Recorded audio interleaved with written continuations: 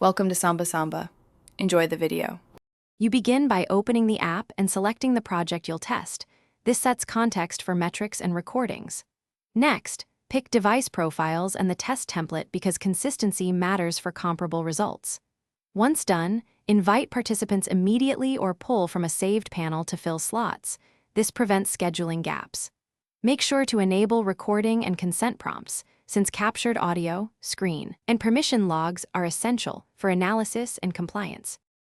You now start the moderated session and share the link or begin the live call. This lets you observe real interactions in real time. During tasks, prompt participants with clear goals and ask them to think aloud so you capture reasoning, not just actions. While they work, note time on task, errors, and hesitations. These quantitative and qualitative signals reveal friction points. Also mark notable moments with timestamps so you can jump straight to them during analysis. You finish by stopping recordings and sending the post-test survey to collect subjective ratings and suggestions. This closes the feedback loop and improves future tests. Then export clips, transcripts, and aggregated metrics so stakeholders can review findings and prioritize fixes.